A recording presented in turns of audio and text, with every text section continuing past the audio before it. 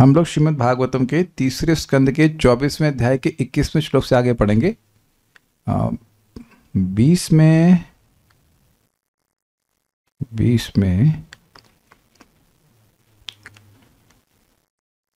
कहा गया, मैत्रेयोवाच तावाश्वास्य जगत्सृष्टा कुमारैः सह नारदः हंसो हंसेन यानेन त्रिधाम परमं ययौ। मैत्रेय मुनि ने कहा, तौ आवाश्वास्य, उन दोनों को यानी कि कर्दम ऋषि और देवहूति को आश्वासन देकर के, जगत सृष्टा, जगत के सृष्टा कुमार, चार कुमार और नारद जी के साथ हंस यानी कि वह ब्रह्मा जी हंसे न यानी न। अब देखिए यहाँ कल हम त्रुटि कर गए थे कि हंस ही यान था, ऐसे मैंने व्याख्या करी थी, लेकिन ऐसा प्रभुपाद जी ने अनुवाद नहीं किया है। और फिर मैंने आगे भी रिसर्च किया कि जब भगवान ब्रह्मा जी हिरण्यकशिपु को जल छिड़कने के लिए आते हैं ना, तो वहाँ भी हंस विमान से आते हैं, तो वहाँ भी अनुवाद ऐसा ही किया गया है, हंस रूप में जो यान था। दैट्स आल्सो ओके, बट मतलब इट सीम्स कि वो ऐसे से उड़ नहीं रहा होगा ऐसे हंस। बट हमको अभी भी डाउट हो रहा है, डाउट इसलिए हो रहा है कि भगवान जब गरुड़ जी पे चल सकते हैं, दुर्गा जी जब शेर पे चल सकती हैं, तो ये ब्रह्मा जी हंस पे क्यों नहीं चल सकते हैं? और वो लक्ष्मी जी किस पे चलती है? चूहे पे, उल्लू पे। अच्छा ठीक है, उल्लू पे। कौन चूहे पे? गणेश जी। हाँ, गणेश जी चूहे पे चलते हैं। और शिव जी हाँ, शिव जी भैंसे पे चलते हैं। Is it not wrong? Nandi, हाँ नंदी पे चलते हैं। इंद्र किस पे चलते हैं? पता नहीं। इंद्र, हाँ हाथी पे चलते हैं। तो इन्हीं का विमान में क्या दिक्कत है? हमारा ये, हमको पता, अभी तक उसका उत्तर नहीं मिला। अभी जो है वही लेके चल रहा है कि हंस के आकार का विमान था। वेदवादी कह रही उस दिन यान पे जाने का मन किया होगा। ठीक है, अब ये इस पे हम बस यही मान के चले, जो है जैसा वैसा स्वीकार कर ले रहे हैं। हंस के आकार का विमान था। त्रिधाम परमम ययौ, तीनों धामों से, तीन धाम मतलब स्वर्ग लोक से परे जो धाम है सत्यलोक, वहां पे चले गए। अब आगे क्या होता है, मेरे पीछे बोलिए। गते शतधृतौ क्षत्तः कर्दमस्तेन चोदितः। गते शतधृतौ क्षत्तः कर्दमस्तेन चोदितः। यथोदितं स्वदुहितृः प्रादाद् विश्वसृजां ततः। यथोदितं स्वदुहित्रः प्रादाद् विश्वसृजां ततः। गते शतधृतौ क्षत्तः कर्दमस्तेन चोदितः। गते शतधृतौ क्षत्तः कर्दमस्तेन चोदितः। यथोदितं स्वदुहितृः प्रादाद् विश्वसृजां ततः। यथोदितं स्वदुहित्रः प्रादाद् विश्वसृजां ततः। गते शतधृतौ क्षत्तः कर्दमस्तेन चोदितः। गते शतधृतौ क्षत्तः कर्दमस्तेन चोदितः। यथोदितं स्वदुहित्रः प्रादाद् विश्वसृजां ततः। यथोदितं स्वदुहितृः प्रादाद् विश्वसृजां ततः। हे विदुर, ब्रह्मा जी कर्दम मुनि ने,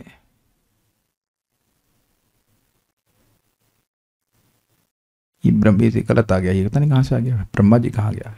हे विदुर, कर्दम मुनि ने अपनी नवो पुत्रियों को ब्रह्मा द्वारा दिए गए आदेशों के, नहीं कुछ इसमें मिस्टेक है, यहाँ पे छूट गया है। ब्रह्मा जी के चले जाने के बाद, हे विदुर, यहाँ पे कुछ छूट गया है। हे विदुर, ब्रह्मा जी के चले जाने के बाद कर्दम मुनि ने अपनी 9 पुत्रियों को ब्रह्मा द्वारा दिए गए आदेशों के अनुसार 9 ऋषियों को प्रदान कर दिया, जिन्होंने इस संसार के मनुष्यों का सृजन किया। केवल मनुष्यों का ही नहीं किया है, लेकिन है पॉपुलेशन लिखा, उसको हिंदी में अनुवाद मनुष्य कर दिया, लेकिन वो पॉपुलेशन इज प्रजा, मतलब हर प्रकार की प्रजा ना, तो आगे देखा जाएगा। शत्ता, हे विदुर जी, शतधृतौ जिनकी बुद्धि 100 प्रकार की है, ऐसा रखा गया है। यहाँ पे ब्रह्मा जी के बारे में बोल रहे हैं, सुबोधनी में लिखा हुआ है। ब्रह्मा जी के गांभीर्य को बताने के लिए यहाँ ब्रह्मा जी को शतधृति शब्द से कहा है, अर्थात 100 प्रकार का धैर्य, जिसमें धृता मतलब धैर्य, शॉर्ट नॉट बुद्धि, धैर्य। तो शतधृतौ मतलब ब्रह्मा जी के गते, चले जाने पर, चले गए थे, कहाँ चले गए थे? सत्यलोक चले गए थे।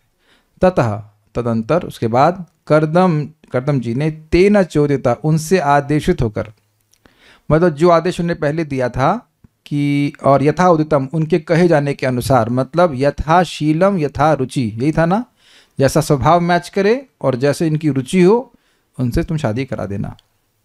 विश्व सृजाम मरीचि इत्यादि प्रजापतियों के साथ स्वदुहित्र अपनी कन्याओं का प्रदात मतलब विधि पूर्वक विवाह किया, दे दिया अर्थात विवाह किया। ओके, तो उसमें तो कुछ समझाना नहीं है। गते शतधृतौ शतः ब्रह्मा जी, हे शतः यानी हे विदुर जी, ब्रह्मा जी के चले जाने पर कर्दमस तेन चोदिता, कर्दम जी ने तेन अर्थात उनके द्वारा, किनके द्वारा? ब्रह्मा जी के द्वारा। चोदिता मतलब प्रेरित अर्थात आदेशित, ऐसा करो, ये बात है। यथा उदितम जैसा उनने कहा था, स्वदृत्र अपनी बेटियों को प्रादात प्रदान कर दिया। किसको किया? विश्व सृजाम प्रजापतियों कर दिया। तथा मतलब उसके बाद, उनके चले जाने के बाद। सुबोधनी, ब्रह्मा जी के चले जाने के बाद में ब्रह्मा जी की प्रेरणा से जैसा ब्रह्मा जी ने कहा था उसी के अनुसार सादृश्य रुचि का विचार करके प्रजापतियों में एक एक को एक एक कन्या दे दी। सादृश्य समझिए, यथाशीलम जैसा एक जैसे, और रुचि मतलब यथा रुचि। ब्रह्मा जी के गांभीर्य को बताने के लिए यहाँ ब्रह्मा जी को शतधृति शब्द से कहा है, अर्थात 100 प्रकार का है धैर्य जिसमें, दोबारा है नहीं आना चाहिए भाई, थोड़ी बहुत गलती हो जाती है तो आप लोग स्वीकार कर लीजिएगा। अब यहाँ बस इतनी बातें बताई जाएंगी किसकी शादी किससे हुई, ठीक है। मरीचये कलाम प्रादाद अनुसूयाम अथात्रये, मरीचये कलाम प्रादात अनसूयाम अथात्रये, श्रद्धाम अंगीरसे यच्छत पुलस्त्याय हविर्भुवम्, श्रद्धाम अंगिरसे यच्छत पुलस्त्याय हविर्भुवम्। इसका हम जो अन्वय है, लेकिन अन्वय को हम नहीं देख रहे हैं। अन्वय इजी है, आगे श्लोक पढ़ लीजिए। पुलहाया गतिम युक्ताम कृतवे च क्रियाम सतिम, पुलहाय गतिम युक्ताम कृतवे च क्रियाम सतिम, ख्यातिम च भृगवे यच्छद वसिष्ठायाप्यरुन्धतिम, ख्यातिम च भृगवे यच्छद वसिष्ठायाप्यरुन्धतिम। इसका अनुवाद पढ़ लेते हैं, वही हो जाएगा पर्याप्त। कर्दम मुनि ने अपनी पुत्री कला को मरीचि को और दूसरी कन्या अनुसुईया को अत्रि को समर्पित किया। इनकी कथा आगे भी आएगी 8वें स्कंद में। अत्रि और अनुसुईया के ही तो 3 पुत्र हुए थे ना, दत्तात्रेय, दुर्वासा और कौन सा? अरे चैट ऑन है, थोड़ा टाइप कर दीजिए, भूल गया। कौन से? चंद्रमा नहीं वही इनके सोम है, सही कह रहे हैं, हाँ सही कह रहे हैं। सोम, दुर्वासा और दत्तात्रेय, सही कह रहे हैं। श्रद्धा हविर्भु गति क्रिया ख्याति तथा अरुंधति नामक कन्याएं क्रमशः अंगीरा, पुलह, क्रतु, भृगु और वशिष्ठ को प्रदान की गई। ये तो समझ में नहीं आए अभी, ऐसे तो मैपिंग नहीं कर पाएंगे, थोड़ा तो पूछना पड़ेगा। कहीं एग्जाम में आ गया किस शादी किससे हुई तो दिक्कत हुई। मरीचये कलाम प्रादात, मरीचि को कला प्रदान करी गई। अनुसूयाम अथात्रये, अनुसूया को अत्रि ऋषि को दिया गया। श्रद्धा को अंगीरस ऋषि को दिया गया। पुलस्य को हविर्भू दी गई। मैच मेकिंग हो रहा है यहाँ पे आपको तो मैच मेकिंग आती है ना, हो ही रहा होगा, अंडरस्टूड है। पुलहाया गतिम युक्ताम, युक्ता मतलब उनके अनुरूप, गति नामक कन्या को पुलहा ऋषि को दिया गया। क्रतु को क्रिया नाम की सती अर्थात सती लड़की दी गई। भृगु को ख्याति दी गई और वशिष्ठ जी को अरुंधति। हमने पहले भी बोला था कि वशिष्ठ जी की पत्नी है अरुंधति, उनका नाम आया था, तो 9 गिन लीजिएगा आप लोग, गिन लें एक बार, फिर से नाम गिन लें जरा। कला, अनुसूया, श्रद्धा, आविर्भू, गति, क्रिया, ख्याति, वशिष्ठ, अरुंधति। कुछ छूट गया क्या? 8 तक पहुंचा। अच्छा अगले श्लोक में है क्या वो? ठीक है, अभी 8 आया, 9 नहीं आया, 9वीं यहाँ पे आ गई। अथर्वणे ददात् शांतिम यया यज्ञो वितन्यते। अथर्वणे ददात् शान्तिं यया यज्ञो वितन्यते। विपर्षभान् कृतोद्वाहान् सदारान् समलालयत्। विप्रर्षभान् कृतोद्वाहान् सदारान् समलालयत्। उन्होंने शांति, नवी शांति अथर्वा को प्रदान करी। शांति सबसे छोटी कन्या थी जिन्होंने शादी अथर्व ऋषि से करी थी। कोई कुछ नहीं बोल रहा है, कुछ भी हम बोल देंगे सब चुप। उसमें कोई छोटी बड़ी था? तो ऐसे सब सब एकदम चुप। हम बोल रहे तो कुछ भी बोल देंगे। सब तो कथा तो हम पढ़ाए नहीं, इज इट नॉट? फोटो दिखा दिखा कर समझा रहा था कि 9 कन्या सब बराबर थी, छोटी बड़ी का हिसाब किताब नहीं था उसमें। वहां तो ऐसा वर्णन नहीं है कि ये छोटी ये बड़ी। यथाशील यथा रुचि की बात हो रही है। एक ही दिन हुई सब, यस। तब जस्ट हम चेक कर रहे थे, एग्जाम लेते रहते हैं यहाँ पे। शांति छोटी नहीं थी, सब बराबर थी। शांति के कारण यज्ञ अच्छी तरह संपन्न होने लगे। इस प्रकार उन्होंने अग्रणी ब्राह्मणों से उन सब का विवाह कर दिया और पत्नियों सहित उन सब का पालन करने लगे। अब ये मत सोचिएगा कि वो कुछ कर, निकम्मे हैं, वो कुछ कर ही नहीं रहे हैं। ये मैं पहले इसको पढ़ा नहीं, ये क्या पालन करने लगे? He hosted them for some time. उसके बाद अभी अगले श्लोक में बताया जा रहा है कि वो चले जाएंगे अपने आश्रम को। तो ये नहीं सोचिएगा कि वो लोग कुछ कर ही नहीं रहे हैं, क्या कहते हैं, घर जमाई नहीं बन गए हैं वो। जस्ट ये तो देखा जाता है कि भाई दामाद का बहुत स्वागत किया जाता है, खूब खिलाया पिलाया जाता है। तो इनके पास कौन सी कमी थी? भाई आप देवाहूति को तक क्यों सोच रहे हैं? वो 1000 कन्याएं नहीं है, अभी भी है कि नहीं? तो सब उनकी सेवा करने के लिए क्या कहते हैं, जनवासा बोलते हैं, क्या बोलते हैं, जनवासा बोलते हैं। तो सब जनवासे भी रुके होंगे, जो भी कुछ है बनाओ, कुछ दिन रुके वहां पे, ये बात है, तुरंत नहीं चले गए। अथर्वण ने शांतिम अददात, उन्होंने अथर्वा ऋषि को शांति नाम की कन्या प्रदान की। यया, जिस कन्या से यज्ञ वितन्यते, यज्ञ कर्म का विस्तार किया जाता है। अतः उद्वाहान, उद्वाह का मतलब होता है विवाह, विवाह संस्कार कृत करने के पश्चात ऋषभान, उन श्रेष्ठ विप्र अर्थात ऋषियों को उनकी सदारान पत्नियों के साथ समलालयत पालन किया। अथर्वण ने ददात शांतिम, अथर्वा ऋषि को उन्होंने शांति नाम की कन्या दी। यया यज्ञो वितन्यते, जिसके द्वारा यज्ञ का विस्तार होता है। विप्र ऋषभान, जो ब्राह्मणों में श्रेष्ठ थे। कृत उद्वाहान, जिनका विवाह हो चुका था। सदारन समलालयत, उनको उनकी पत्नियों के संग माता कर्दम ऋषि ने पालन किया, अर्थात होस्ट किया। Fed them nicely, they stayed for some time like this. अच्छा, एक चीज बताइए कि क्या आप लोगों का ऐसा कुछ अनुभव है कि, पता नहीं बहुत कम लोग को होगा ऐसा अनुभव, लेकिन आजकल परिवार छोटे होते हैं। जैसे हमारी 5 बुआएं थी, तो अब वो क्या होता है, उसको भाई दूज बोलते हैं, क्या बोलते हैं, जिसमें रक्षाबंधन। तो रक्षाबंधन में अगर बुआ जी लोग हैं तो वो अपने पति के संग आती थी, भाई अकेले तो आएंगी नहीं, मोस्टली देवर हाउस वाइफ्स। तो अब फूफा जी समझ गए ना, फूफा जी बुआ जी, फूफा जी नंबर 1 एंड बुआ जी नंबर 1, फूफा जी 2, ये आप लोग क्या कभी नहीं हुआ? आप लोग ऐसे छोटे परिवार होंगे उस वक्त, जहाँ बड़े परिवार होते हैं ऐसा होता है, वो फैमिली गैदरिंग होती है, वो सब के लिए खाना बनता है, फूफा जी के लिए, बुआ जी के लिए, उनके बच्चों के लिए भी। बड़ा टास्क होता था मेरी माँ के लिए ना, मम्मी भी लगती थी और लोग भी करते। और बुआ लोग जनरली, बुआ लोग नहीं कुकिंग करते हैं जो आते हैं। डोंट ऑफेंड एनी बुआ जी, लेकिन सोचते हैं हम घर में आए हैं तो अब काम करेंगे, काम करने का काम हमारा घर में होता है, यहाँ पे तो आराम करेंगे, खाएंगे पिएंगे, ऐसा रहता है जनरली। दैट्स देयर एक्सपेक्टेशन कि खूब खाएंगे पिएंगे, काम नहीं करेंगे। बहुत रेयर करती थी। ऐसा हम गलत बोल रहे हैं कि ऐसा होता है? ऐसा होता है ना? ठीक है, कोई विरोध हो तो बता दीजिएगा, हमारा ऑब्जर्वेशन है, 1999 का ऑब्जर्वेशन है, बहुत काम होता था। नहीं, अच्छा एक चीज बताइए, यहाँ पे ऐसी कोई माता जी हैं जो अपने घर जाके खाना बनाना चाहती हो, मायके में? वो यही चाहती है ना कि वापस खिलाया पिलाया जाए। तो उसी अर्थ में बोल रहा हूँ कि कोई हाथ नहीं खड़ा किया। Wow, I was hit. एक माता जी हाथ खड़ा कर, नहीं वो भी नीचे कीजिए, मुझे 100% वोट मिलेगा। तो रेयरली होता है। अपना जाके खूब, हमारी दीदी यहाँ कहती आज हम खाएंगे, ऐसे वहाँ उनका प्रसादम का बिजनेस है, तो 40 लोग के लिए खाएंगे, 120 लोग के लिए बनाएंगे। यहाँ हमें तुम्हारे हाथ की खिचड़ी खानी है। ठीक है, हमेशा आती बलराम पूर्णिमा, हमने कहा अरे भाई उस दिन अन्न कैसे बनाया, बड़ी दिक्कत हो जाती है, लेकिन क्या करें। बट दैट्स एंड पहले मुझे ना गड़बड़ लगता था ये कुछ काम ही नहीं करती है ऐसे कर नहीं, but that's love they want, is it not? Giving accepting prasadam is also love. Anyways they do like this. तो ऐसे मैं एग्जाम्पल दे रहा हूँ कि उनका पालन किया, उनको होस्ट किया, ये अर्थ है। उसके बाद क्या होता है?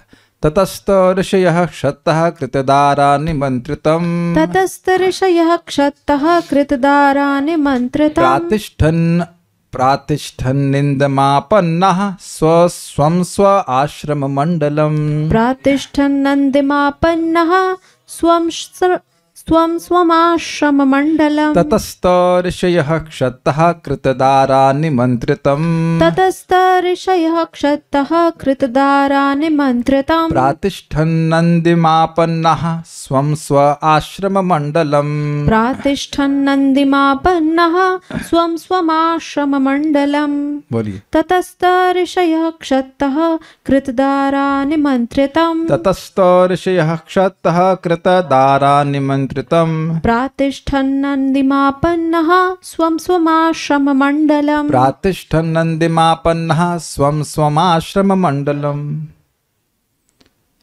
हे विदुर, इस प्रकार विवाहित होकर ऋषियों ने कर्दम से विवाह ली, सॉरी क्या बोल गया मैं, विदा ली ना, विदा बोला मैंने, विवाह बोल दिया। कर्दम से विदा ली और वे प्रसन्नता पूर्वक अपने अपने आश्रम को चले गए। क्षत, हे विदुर जी, ततः उसके बाद वो होस्टिंग हो गई। कृतदारा, कृतदारा मतलब जिस दारा मतलब होता है पत्नी, तो जिनकी पत्नी हो गई थी, इनकी शादी हो गई थी, इस प्रकार विवाहित होकर ते ऋषि, वे मुनिगण, तम निमंत्र्य, उन कर्दम जी से आज्ञा लेके। अब ये इंटरेस्टिंग वर्ड हुआ ना, निमंत्रण मतलब इनविटेशन। तो क्या इनवाइट किया, अच्छा हमने आपने खूब बढ़िया से खिलाया, हमारे घर भी आइएगा, ऐसा तो नहीं बोल रहे हैं। यहाँ पर आचार्यों ने समझाया कि निमंत्र मतलब आज्ञा लेकर। दिस इज वेरी इंटरेस्टिंग, क्योंकि हम लोग कान में सुनते हैं बात की निमंत्रण मतलब इनविटेशन, लेकिन यहाँ पे निमंत्रण का अर्थ है आज्ञा लेके। नंदिम आपन्ना, आनंद पूर्वक, खुश होकर। क्यों खुश होकर? भाई एक तो उन्हें होस्ट अच्छे से किया था, दूसरा यथाशील यथारुचि कन्या दी थी, इसका बड़ा प्रभाव है। जबरदस्ती किसी की शादी कर दी जाए, कितना वो खिलाया जाए, वो अगर जिसके संग बांध दिया है वो तो मैचिंग नहीं करती है ना हमसे, या नहीं करता है, जो भी है। तो खूब खुश हुए करके स्वम स्वम अपने अपने आश्रम मंडलम, आश्रम स्थान को प्रातिष्ठन अर्थात चले गए। ततस्त ऋषियः शत्ता, उसके बाद ततः ते ऋषियः शत्ता, उसके बाद वे ऋषिगण, हे शत्ता अर्थात हे विदुर जी, कृतदारा जिनकी शादी हो गई थी, उन्होंने तम निमंत्रिया, उन कर्दम जी को उनसे आज्ञा लेकर प्रातिष्ठन चले गए। नंदिमापन्न, आनंद को प्राप्त होकर वह चले गए। स्वम स्वम आश्रम मंडलम, अपने अपने आश्रम के स्थान को चले गए। मंडल का मतलब समझ लेना होगा कि भाई ये बड़े बड़े ऋषि हैं, तो उनका इट्स लाइक यूनिवर्सिटी भी हो सकती है। ऐसा नहीं कि वो एक छोटे से ही एक कॉटेज में रह रहे होंगे, स्वाभाविक सी बात है कि उनके अन्य अन्य शिष्य भी होंगे, तो वह भी हम ऐसा स्वीकार कर सकते हैं कि there was some kind of group, इसे कहना चाहिए। अब भगवान के पास जा रहे हैं। अब यहाँ पर ये सब हो चुका है। अब ये नहीं बताया जा रहा है कि इस घटना के कितने बाद, कितने समय के बाद। मैंने आपको बताया था कि जब शादी हुई थी तब भगवान माता देवहूति के गर्भ में ही थे, तब प्रकट नहीं हुए। तो ये मत सोचिएगा कि ये लोग चले गए और कल ही ऐसा हो गया कि भगवान प्रकट हो गए। यहाँ कोई टाइम गैप नहीं बताया, इसीलिए मैं परेशान हो गया था कि कब भगवान प्रकट हुए। आप वापस पढ़ लीजिएगा, ट्रांसलेशन समझ में नहीं आता कि इतने समय के बाद फिर भगवान प्रकट हुए। So what ever the natural time, what ever 9 महीने या जो भी इसमें बाद बीते हो, हमको नहीं पता उसके बारे में, यहाँ पे नहीं वर्णन है। तो आप उम्मीद है कि फॉलो कर पा रहे हैं। शादी हो गई, ये लोग चले गए और भगवान प्रकट भी हो गए। और एक अमेजिंग बात है कि इसके बीच में बहुत सारी घटनाएं हुई होंगी। भगवान प्रकट हुए होंगे तो सारी बहनें आई होंगी और सब कुछ हुआ होगा, वो सबका वर्णन नहीं है। तो भगवान प्रकट हुए हैं और वो थोड़े बड़े भी हो गए होंगे, एज्यूम कर सकते हैं, क्योंकि बात कर रहे हैं उनसे। तो अब ये उनसे अकेले में जाके बात कर रहे हैं, प्रणाम करेंगे और बात करेंगे, वो बातें हम आगे सुनेंगे। आज तो केवल इतनी बात है कि प्रणाम करके उनसे अकेले में बात कर रहे हैं। इससे पहले कि भूल जाऊं, इंटरेस्टिंग बात है यहाँ पे कि अकेले में जाके क्यों बात कर रहे हैं? ताकि अन्य ऋषि जो वहाँ पे रह रहे हैं उनके आश्रम के आसपास, उनको ना मालूम चले और पत्नी को भी ना मालूम चले। कुछ भी हो, पति संन्यास लेगा जिनसे वो इतना प्रेम करती थी, तो वह सुन के भी बहुत दुख लगेगा। कुछ समझ रहे हैं? तो इसलिए चुपचाप वह भगवान के पास जाके कुछ बोलते हैं, मेरे पीछे बोले। इस पे हम लोग कुछ पढ़ेंगे। स चावतीर्णं त्रियुगम् आज्ञाय विबुधर्षभम्। स चावतीर्णं त्रियुगम् आज्ञाय विबुधर्षभम्। विविक्त उपसंगम्य प्रणम्य समभाषत। विविक्त उपसंगम्य प्रणम्य समभाषत। स चावतीर्णं त्रियुगम् आज्ञाय विबुधर्षभम्। स चावतीर्णं त्रियुगम् आज्ञाय विबुधर्षभम्। विविक्त उपसंगम्य प्रणम्य समभाषत। विविक्त उपसंगम्य प्रणम्य समभाषत। स चावतीर्णं त्रियुगम् आज्ञाय विबुधर्षभम्। स चावतीर्णं त्रियुगम् आज्ञाय विबुधर्षभम्। विविक्त उपसंगम्य प्रणम्य समभाषत। विविक्त उपसंगम्य प्रणम्य समभाषत।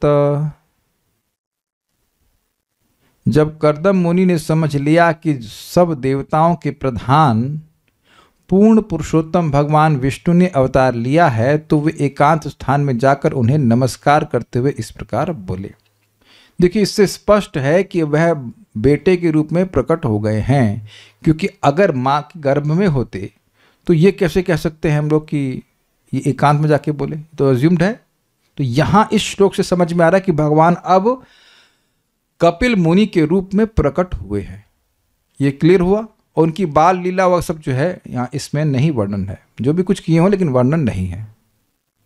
सो ये सब बात समझने वाली। तदंतर उसके बाद का मतलब समझ लेना होगा, कुछ समय के बाद, काफ़ी समय के बाद, 9 मंथ्स और जो भी समय लगा हो, जो भी समय मैं इसलिए बोल रहा हूँ क्योंकि यहाँ सब कुछ टाइम डिफाइंड नहीं है। आपको याद होना चाहिए कि जो संतान लड़कियां थी वो उसी दिन पैदा हुई थी। तो ऐसा मैं अभी इसीलिए मुझे कुछ नहीं पता कि 9 महीने के बाद पैदा हुए या फिर कल ही पैदा हो गए, कुछ भी हमको नहीं पता इस बारे में। मैं इस बारे में जो भी बोलूंगा वो गलत होगा, इसलिए आप कुछ भी ये मत बोल देना कि मैंने 9 महीने बोला था। They are not suppose to follow any rule. जब उनकी बहनें 9 बहनें तुरंत ही पैदा हो गई, तो भगवान भी अगले दिन पैदा हो सकते हैं। अभी मैं, क्योंकि देखिए कुछ लिखा नहीं तो हम विचार ही कर सकते, कोई और कई ग्रंथ हो, पुराण इसमें लिखा हो तो अलग बात है। आप मेरी बात समझ पा रहे, कन्फ्यूजन क्या है? क्योंकि हमारे प्रोसेसिंग वैसे ही रहेगी ना कि 9 महीने के बाद संतान होती है। लेकिन अभी मैं सोच रहा हूँ कि बच्चियां तो बहुत जल्दी पैदा होंगी, बहुत जल्दी मतलब तुरंत, बड़ी जल्दी बच्चे पैदा कर दिए तुरंत, और बड़ी हो गई। तो यह भी नहीं कह सकते कि अगले दिन भगवान प्रकट नहीं हुए होंगे और बड़े रूप में नहीं हो गए होंगे। तो इसलिए ये सारी बातें सोचना कि भगवान ने बाल लीला करी ही, यह भी कोई ग्राह्य बात नहीं है। It is can not be accepted. उनकी बच्चियों की तो कोई बाल लीला हुई नहीं हो, तो सीधे बड़े होंगे खट से। तो क्या हुआ इस पे यहाँ पे कोई वर्णन नहीं हो रहा है। अगले दिन ही हो गए या कुछ समय के बाद हुआ, उसको कुछ हम नहीं जानते, बस हो गए, भगवान ही समझ गए। इतने इसलिए लिखा है तदंतर, उसके बाद, उनके ऋषियों के चले जाने के बाद। सह विबुधा, सह मतलब वे कर्दम जी, विबुधा बुद्ध मतलब होता है बुद्धिमान लोग, और विबुधा मतलब जो विशेष रूप से बुद्धिमान था देवताओं के। ऋषभम मुखिया, त्रियुगम भगवान श्री हरि को अवतीर्णम अवतार लिया, आज्ञा या जानकर, विविक्त अर्थात एकांत में, उपसंगम्य उनके पास गए और प्रणम्य प्रणाम करके समभाषत अर्थात बोले। थोड़ा समझ लीजिएगा, देवता बहुत सारे हैं लेकिन देवताओं में सर्वश्रेष्ठ जो हैं वो हैं भगवान। भगवान भी देव हैं, देवादिदेव बोलते हैं, देव बोलते हैं, देव जगतपति, देवताओं के देव। तो इसीलिए ऋषभ का मतलब होता है सर्वश्रेष्ठ, तो उनके मुखिया हैं, इसलिए सब भगवान के शब्द बोले, भगवान के लिए बोला जा रहा है। स चावतीर्णम त्रियुगम, स उन कर्दम जी ने आज्ञाया जानकर कि विबुधर्षभम, विबुध ऋषभम देवताओं के मुखिया, त्रियुगम जो 3 युगों में आते हैं अर्थात भगवान विष्णु, वह अवतीर्ण हो गए हैं। अब एक प्रश्न होगा कि 3 युग क्यों बोलते हैं?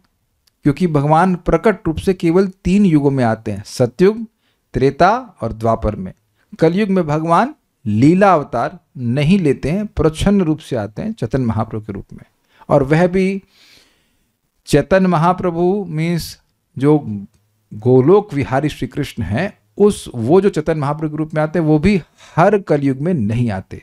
हर कलयुग में कौन आते हैं? गौर नारायण आते हैं। नारायण ही जो संकीर्तन का आंदोलन प्रवर्तन करते हैं, लेकिन जो गोलोक विहारी कृष्ण है वह नहीं आते। वो नाम संकीर्तन का प्रचार करते हैं, लेकिन ये विशेष है। तो त्रियुग का मतलब है कि भगवान कलयुग में लीला अवतार के रूप में नहीं आते हैं, वह एक प्रच्छन्न अवतार के रूप में, छुपे हुए अवतार के रूप में आते हैं। ठीक है, उनको प्रणाम करके उनसे बात बोले, क्या बोले देखते हैं। तात्पर्य, भगवान विष्णु को त्रियुग कहते हैं। वे 3 युगों सत्य, त्रेता तथा द्वापर में प्रकट होते हैं, किंतु कलयुग में नहीं प्रकट होते। लेकिन प्रहलाद महाराज की स्तुतियों से समझ में आता है कि वे भक्त के वेश में कलयुग में प्रकट होते हैं। भगवान चैतन्य ही वे भक्त हैं, किंतु उन्होंने कभी इस भेद को प्रकट नहीं किया कि कृष्ण भक्त के रूप में प्रकट हुए हैं। फिर भी रूप गोस्वामी ने उन्हें पहचान लिया, क्योंकि भगवान अपने को शुद्ध भक्त से छिपा नहीं पाते। ये बात बड़ी इंटरेस्टिंग है। अभक्त के सामने भगवान अपने वैभव को प्रस्तुत करें तब भी वह नहीं समझ पाता, और भक्त के सामने अपने वैभव को छुपाएं तब भी वह छुपा नहीं पाते। It is very interesting. क्यों? भगवान की भक्ति के द्वारा भगवान पकड़ में आते हैं। बड़ा इंटरेस्टिंग था। मैं अभी आप जगाई मधाई की लीला पढ़ेंगे चैतन्य भागवत में, तो भगवान अपने भक्तों के सामने तो अपना भगवत्ता प्रस्तुत करते, लेकिन जब वो बाहर आते तो लोगों को एक लड़का लगता, इसका नाम है Nimai Pandit. This is very interesting.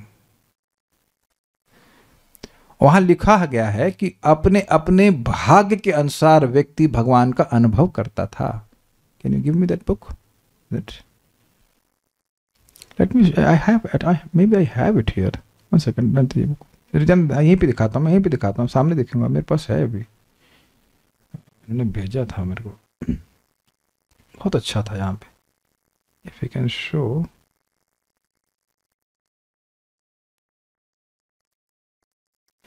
यारा ये ना भाग्य तेना तहार दिखाए, बहिर हैले सब अपन लुकाए। He would reveal himself to each devotee in proportion to the devotee's good fortune. When he left their association, he would conceal himself. यह चैतन्य भागवत मध्य खंड 13.00 तो ये कुछ समझ रहे हैं आप लोग? बहुत छोटा छोटा दिख रहा होगा, नहीं दिख रहा होगा, अरे हम पढ़ के बता दे रहे हैं, अभी तो उसको तैयार नहीं किया। लेकिन पॉइंट यहाँ पे वो कह रहे हैं कि जो व्यक्ति, हर भक्त अपने भाग्य अर्थात अपनी भक्ति के अनुसार भगवान का अनुभव कर रहा था। बाकी लोगों के लिए वो एक सामान्य निमाई पंडित थे। यही तो अमेजिंग बात है। भक्ति के द्वारा ही व्यक्ति भगवान को समझ सकता है। भक्त्या माम अभिजानाति यावन यश्चास्मि तत्वतः ततो माम तत्वतो ज्ञात्वा विशते तदनंतरम। तो जितनी भक्ति बढ़ी है उतना व्यक्ति भगवान को समझेगा। You can't blame Krishna for this. जितना भक्ति करेंगे, और समझ में आना चाहिए कि भक्त्या संजातया भक्त्या, अभी हम लोग भगवान की बात पढ़ रहे हैं, सुन रहे हैं, तो ये भक्ति हो रही है। इस भक्ति के द्वारा भक्ति बढ़ रही है। लो वॉल्यूम है, अब क्लास समाप्त हो रही है तब आप बोल रही हैं। अब हमको नहीं पता कि क्या प्रॉब्लम है। तो भक्ति करके भक्ति प्राप्त करनी चाहिए। कभी कभी हमसे लोग पूछते हैं कि प्रभु जी हरिनाम असीमित शक्तिशाली है भाई, तो हमारे रोग क्यों आते हैं? अब मेरा एक सिंपल सा प्रश्न है, अगर आप ये स्वीकार कर रहे हैं कि हरिनाम असीमित शक्तिशाली है, तो असीमित पेमेंट करके आप सीमित लाभ चाहते हो। अगर मान लीजिए जुकाम हो जाए तो हरे कृष्ण मेरा जुकाम चले जाए, Hare Krishna. Is it not foolishness? कल्याण पर कुछ विरोध है लग रहा है मन में, बोलिए।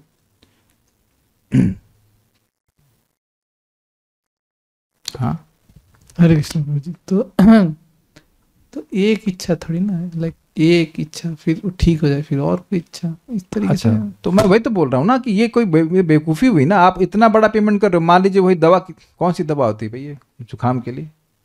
हम सिट्रोजन खाते नहीं है, जो भी है, स्टीम से काम चल जाएगा, उसके लिए पेमेंट करें इतना बड़ा। मैं कहूँ सिट्रोजिन दूंगा आपको, लेकिन वो 5 करोड़ रुपए दे दीजिए, तो कौन लेना चाहेगा यहाँ 5 करोड़ की सिट्रोजिन? स्टीम करके अपना चावल छोड़ देंगे, थोड़ा दही छोड़ देंगे, ठीक हो जाएंगे ना, प्राणायाम करके ठीक हो जाएंगे। Something what which can be manage at our level, why should we bother Krishna for this, and specially why should we chant Hare Krishna for this? आप लोगों को मैं याद दिला रहा हूँ और हर दिन याद दिलाता रहूँगा कि जब भोग की स्पृहा नहीं होती है और मोक्ष की स्पृहा नहीं होती और भक्ति की जाती, तो भक्ति देवी सुख का अनुभव कराती हैं भक्ति में। ये समझना चाहिए, और ये समझ करके शुरुआत से ऐसे करनी चाहिए। जो चीज़ आप मैनेज कर सकते हो उसके लिए भगवान को क्यों परेशान करना है, कि नहीं? अरे मेरा वो चश्मा कहाँ गया, हरे कृष्णा हरे कृष्णा। तो चश्मा ढूंढने के लिए हरे कृष्णा करेंगे, that is not proper. We don't want to engage Krishna in our service. तो हम खाली ये क्यों बोल रहा हूं, भक्त्या संजातया भक्त्या। जैसे अब हम वेदवादी, बुरा नहीं मानना, तो ये चुपके से हलवा बना रही थी। ओ चुप, क्या छुपाओगे, यहाँ इस रूम में बैठे हो तो उस रूम में बैठे, हम इस रूम से वहां तक गए, वॉशरूम तो जाने लगे, क्या हलवा बना रही, आपको कैसे मालूम चला? अरे भाई नाक तेज है हमारी, क्या करेंगे? तो कैसे मालूम चला? कान से मालूम चला। हलवा अगर भूना जाएगा, सूजी भूनी जाएगी, तो कान से मालूम चलेगा आपको। Is it not? तो जिसकी नाक है वो सुगंध को पकड़ लेगा, जिसकी नाक डिस्टर्ब है उसे कुछ नहीं। इसका भी अनुभव है, वो कोविड हुआ था, सामने कर्णा मित्रों का फीस्ट वीस्ट आया, कुछ खुशबू ही नहीं आ रही थी हमको, तो नाक ही नहीं है, इंद्रिया मतलब डिस्टर्ब है, तो नहीं समझ में आएगा। तो भगवान को अनुभव करने के लिए दिव्य इंद्रियां चाहिए। भक्तों की दिव्य इंद्रियां होती हैं तो भगवान कहाँ तक छुपाएंगे, ये बात है। और अमेजिंग बात यह भी है, चैतन्य चरितामृत में भगवान किसी किसी भक्त को अपना दर्शन दिए हैं कृष्ण के रूप में। बाद में कहते बताना मत किसी को, बताना मत, जब तक मैं यहाँ पर बताना मत किसी को। सबसे पहले तो एक व्यक्ति को दिए जो उनके घर में आया था, बाल गोपाल की सेवा करता था, उसको भी दर्शन दिए, देखो किसी को बताना मत। It's amazing how he wants to hide himself. लेकिन भक्तों के आगे वह छुपा नहीं पाते हैं, और यही हमारा तरीका है। हम लोग भगवान को नहीं जानते हैं, लेकिन प्रभुपाद और पूर्ववर्ती आचार्यों ने इनका भगवान का अनुभव किया है, तो उनके अनुभव के आधार पर हमारी श्रद्धा टिकी रहती है। और इस पर बहुत बहुत इंपॉर्टेंट बात बोलूँगा, यदि गुरु निष्ठा होगी तो नाम निष्ठा होगी। Do you accept this? ये मैं ऐसे बोल गया बस।